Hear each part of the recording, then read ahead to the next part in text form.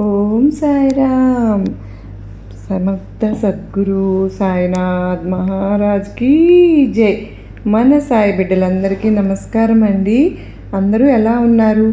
మన సాయినాథుని దయ వలన అందరూ సుఖంగా సంతోషంగా ఎప్పుడు ఆయురారోగ్యాలతో అష్టైశ్వర్యాలతో ఉండాలని మనస్ఫూర్తిగా కోరుకుంటూ ఈరోజు బిడ్డ నీకోసం నా శివయ్య ఒక సందేశం తీసుకొచ్చాను, జాగ్రత్తగా విను. ఈరోజు నీకోసం నీ మనసులోని భారాన్ని తగ్గించడానికి, నీ కన్నీటిని తొడవడానికి ఒక అద్భుతమైన సందేశాన్ని తీసుకువచ్చాను అంటూ బాబావారు ఏది చెప్పినా అది మన మంచికి చెప్తారు కదండి.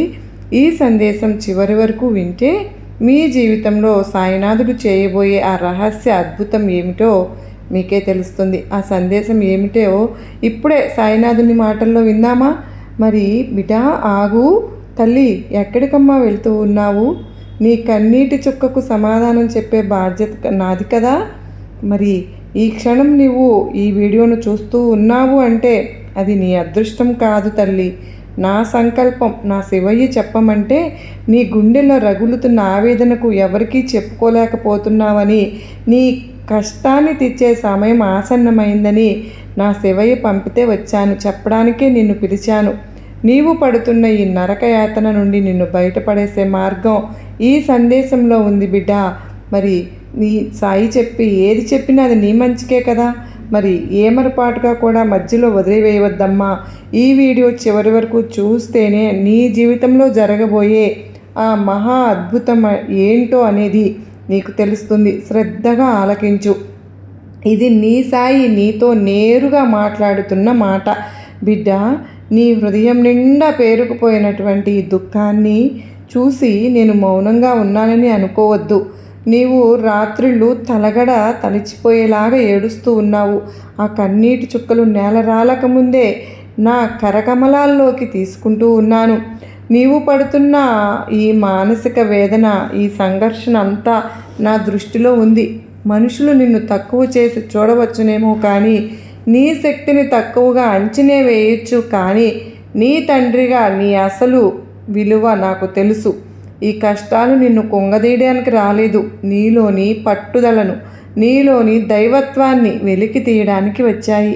నా మాట నమ్ము. బాబా ఏది చెప్పినా అది నీ మంచికే. ఈ వీడియో ముగిసేలోపు నీ మనసులోని భారం తగ్గి ఒక నూతన ఉత్తేజం నీలో కలుగుతుంది. అది నా వాగ్దానం.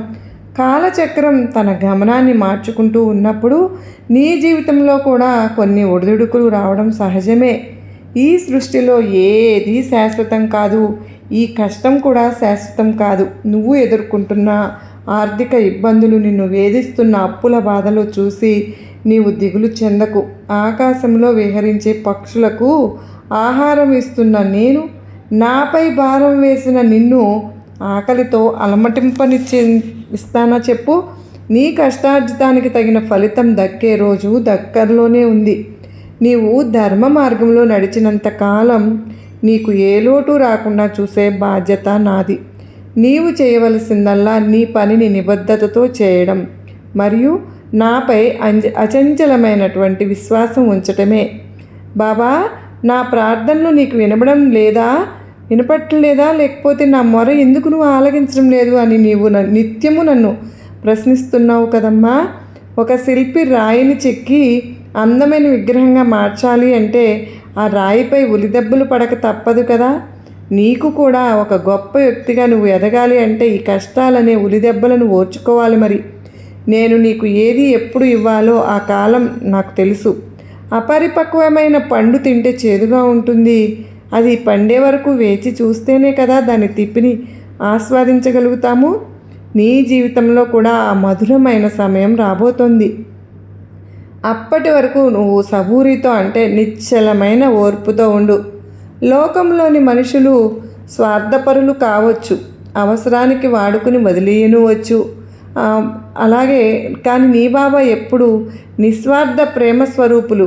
నీవు నన్ను నమ్మినా నమ్మకపోయినా నేను నిన్ను ప్రేమిస్తూనే ఉంటాను. ఎందుకో తెలుసా?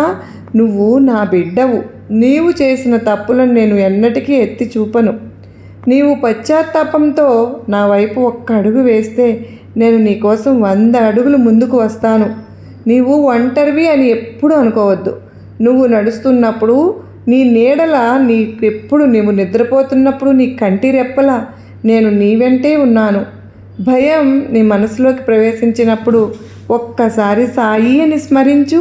ఆ భయం మంచులాగా కరిగిపోతుంది. నీ శరీరానికి సోకిన అనారోగ్యం నిన్ను బాధిస్తోందా?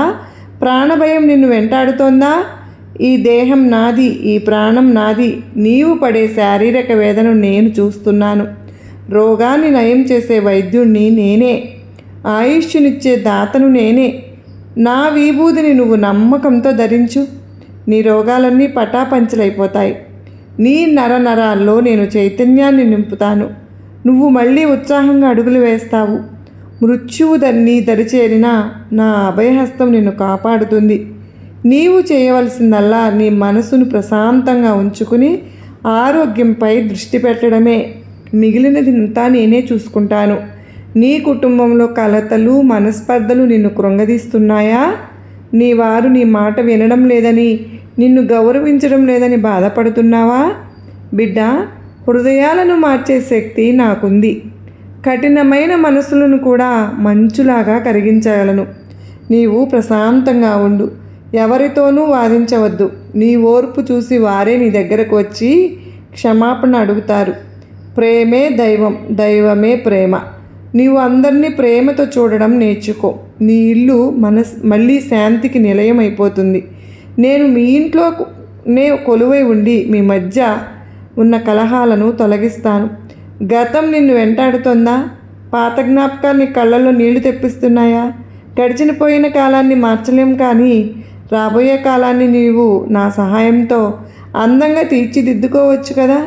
నీవు చేసిన పాపాలు కొండంత ఉన్నా నా నామస్మరణ అనే అగ్ని వాటిని భస్మీపేతం చేస్తుంది. నీవు పడే ఈ వేదనతో నీ పాత కర్మ రుణం తీరిపోతుంది. ఇకపై నీ జీవితం స్వచ్ఛమైన గంగాజలంలాగా పవిత్రంగా ఉంటుంది. భవిష్యత్తు గురించి భయపడవద్దు, అది నా చేతుల్లో ఉంది. నీవు ఈ క్షణాన్ని సంతోషంగా గడపడానికి ప్రయత్నించు. నీవు ఎంతో నమ్మిన వారు నిన్ను మోసం చేశారని, వెన్నుపోటు పొడిచారని రగిలిపోతున్నావా?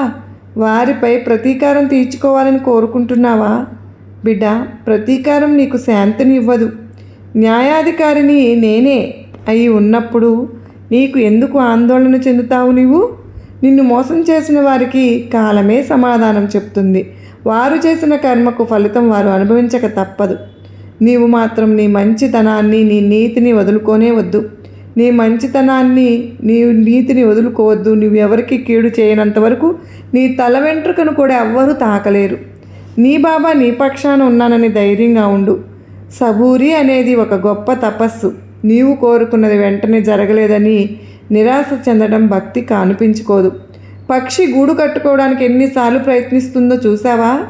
అలాగే నీవు కూడా నీ ప్రయత్నాన్ని వదలవద్దు.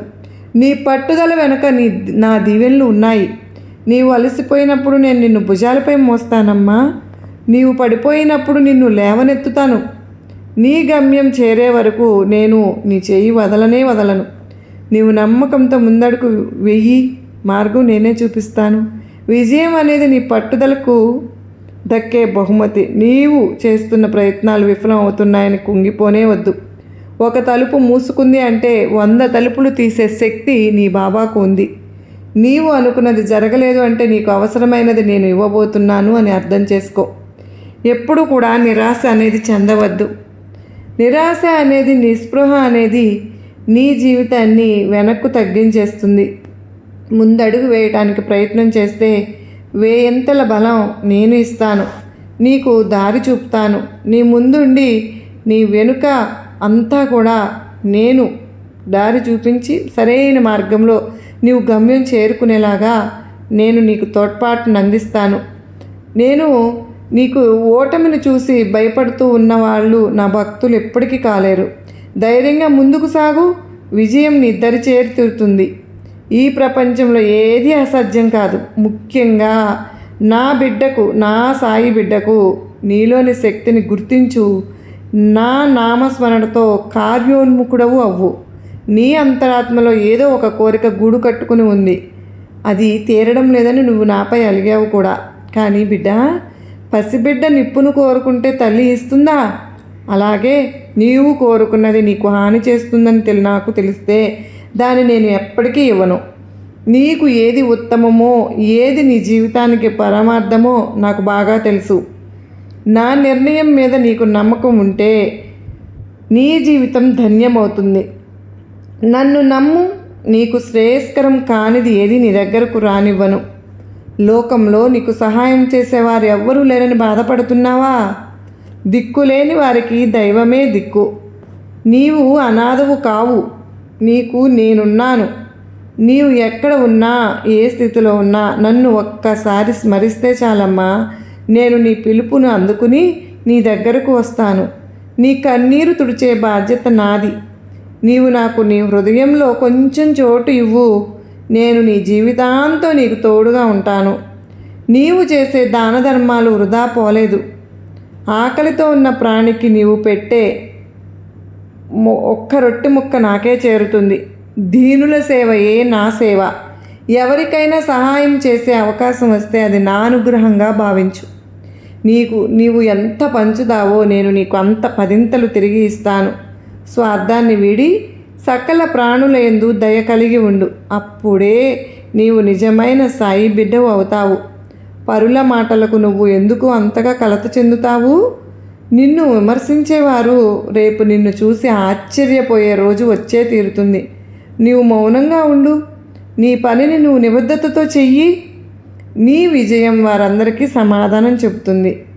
నా దీవెనలు నీకు ఉన్నప్పుడు ఎవరి గురించి నీకు భయం ఎందుకు?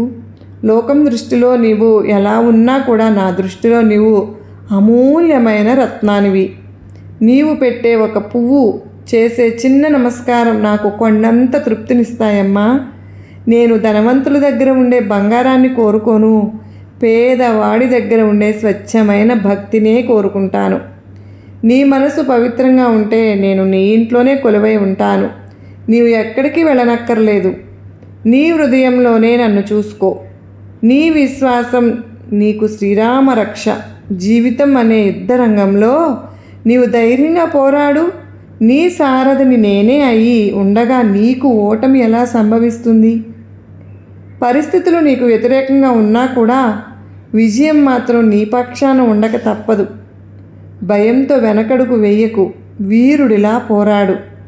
నా ఆశీస్సులు నీకు కవచమై నిలుస్తాయి. నీవు చేయవలసిందల్లా నీ నమ్మకాన్ని సడలనివ్వకుండా ఉండడమే. నీవు ఎన్నాళ్ళుగానో ఎదురుచూస్తున్నటువంటి ఆ శుభవార్త త్వరలోనే నీ చెవిన పడుతుంది. నీ కళ్ళల్లో ఆనంద బాష్పాలు చూసే రోజు అతి దగ్గరలోనే ఉన్నాయి. నీవు పడిన కష్టానికి తగిన ప్రతిఫలం దక్కుతుంది. నా మాట మీద నమ్మకం ఉంచు. నేను అబద్ధం చెప్పను. ద్వారకామాయి సాక్షిగా నీ కోరిక నెరవేరుతుంది. అప్పుడు నీవు నా లీలలను స్మరిస్తూ కృతజ్ఞతలు కూడా చెప్పుతావు. నీ సంతానం గురించి, వారి భవిష్యత్తు గురించి నీవు చింతించవద్దు. వారిని నా బిడ్డలుగా నేను స్వీకరించాను. వారిని ఉన్నతమైన మార్గంలో నడిపించే బాధ్యత నాది. వారి జీవితంలో వెలుగులు నింపే బాధ్యత కూడా నాదే. నీవు బాధ్యతాయుతమైనటువంటి తల్లిగా, తండ్రిగా ఉండు. మిగిలినది నేనే చూసుకుంటాను. వారి ఎదుగుదలను చూసి నీవు మురిసిపోయే రోజులు వస్తాయి. బాబా ఏదైనా చెబుతున్నాను అంటే అది మన మంచికే. నా బోధలు నీకు కఠినంగా అనిపించవచ్చునేమో, కానీ అవి నీ జీవితంలో అజ్ఞానాన్ని తొలగించే జ్ఞాన దీపాలు. గురువు మాట శిరోధార్యం. నా మాటను ఆచరిస్తే నీకు ఈ లోకంలోనే కాదు, పరలోకంలో కూడా శాంతి లభిస్తుంది. నా మాటపై గురి ఉంచు. శ్రద్ధ మరియు సబూరిని నీ కళ్ళుగా ఉంచు. శ్రద్ధ మరియు సబూరిని నీ కళ్ళుగా చేసుకో. ఈ వీడియో చివరి వరకు చూసిన నీవు ఒక విషయం గుర్తుంచుకోవాలి తల్లి. నీ జీవితంలో ఒక పెద్ద మార్పు అయితే రాబోతుంది. నీ సమస్యలన్నీ మంచులా కరిగిపోయే సమయం మొదలైంది. ఇక నువ్వు ఏడవవద్దు. నీ ముఖంలో చిరునవ్వు కనిపించాలి. నీ బాబా నీతోనే ఉన్నాను, నీలోనే ఉన్నాను. సదా నా స్మరణలో ఉండు. సుఖంగా ఉండు. వెళ్ళు. నీ కర్తవ్యాన్ని నిర్వహించు. నేను నీ వెంటే ఉన్నాను. మరి నా శివయ్య ఈ మాట నీకు ఈ రోజున చెప్పి రమ్మన్నారు. అంత మాత్రమే కాదు, నన్ను పంపించి ధైర్యవచనాలు అనేవి నీకు తెలియచేయమంటేనే నేను నీ ముందుకు వచ్చాను. నా శివయ్య ఆశీస్సులు నీకెప్పుడు అండగా ఉన్నప్పుడు నీకు దిగులెందుకు బిడ్డా?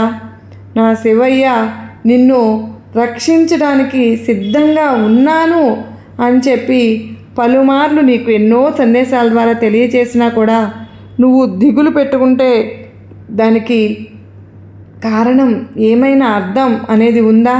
ఆ తప్పు నువ్వు చేయవద్దు. నీ పక్కన ఉన్నటువంటి నీ బాబాను గుర్తించు. నీ బాబా ఏం చెప్తూ ఉన్నారో దానిలోని అర్థాన్ని గ్రహించు. నీకు నా ఆశీర్వాదాలతో పాటు నా శివయ్య ఆశీర్వాదాలు కూడా తప్పకుండా ఉన్నాయి తల్లి.